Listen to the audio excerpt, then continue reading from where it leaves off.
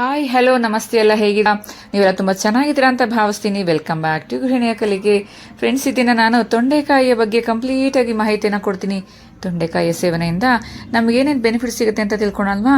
ತೊಂಡೆಕಾಯಿನಲ್ಲಿ vitamin A, vitamin C, B1, B2, ಕ್ಯಾಲ್ಸಿಯಂಗಳು ಯಥೇಚ್ಛವಾಗಿದೆ.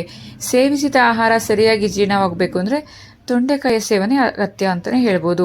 ತುಂಬ ದಿನಗಳಿಂದ ಅಜೀರ್ಣತೆ ಅಥವಾ ಮಲಬದ್ಧತೆ ಸಮಸ್ಯೆಯಿಂದ ಬಳಲ್ತಿರುವವರಿಗೆ ತೊಂಡೆಕಾಯಿ ಸೇವನೆ ತುಂಬಾ ಒಳ್ಳೆಯದು. ಮಧುಮೇಹಕ್ಕೆ ಸುಲಭ ಪರಿಹಾರ ಈ ತೊಂಡೆಕಾಯಿ. ತೊಂಡೆಕಾಯಿ ತಿನ್ನುವ ಮುಖ್ಯ ಉದ್ದೇಶವೇ ಮಧುಮೇಹದ ನಿವಾರಣೆ ಎಂದು ಹೇಳಬಹುದು.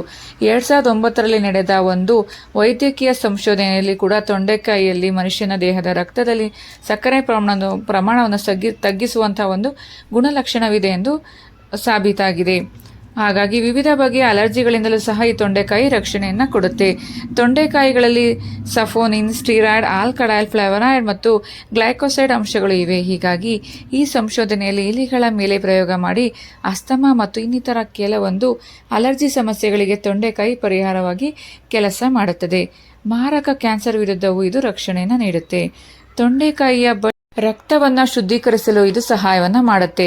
ತೂಕ ನಷ್ಟಕ್ಕೆ ಸಹಾಯಕ ಈ ತೊಂಡೆಕಾಯಿ. ದೇಹದಲ್ಲಿ ಕಬ್ಬಿಣಾಂಶದ ಕೊರತೆ ಉಂಟಾಗಿ ನಮ್ಮ ದೇಹವು ಬೇಗನೆ ಅಂದರೆ ತುಂಬನೇ ಟಯರ್ಡ್ ಆಗುತ್ತೆ.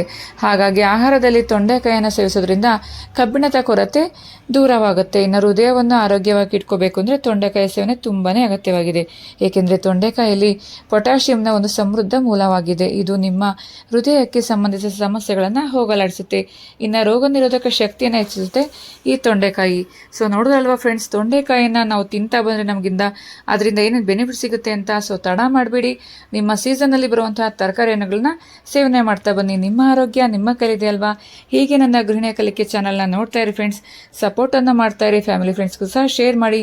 ಸಬ್ಸ್ಕ್ರೈಬ್ ಮಾಡಿಲ್ಲ ಅಂದರೆ ಸಬ್ಸ್ಕ್ರೈಬ್ ಮಾಡ್ಕೊಳ್ಳಿ, ಲೈಕ್ ಮಾಡ್ಕೊಳ್ಳಿ. Thank you for watching. Thank you.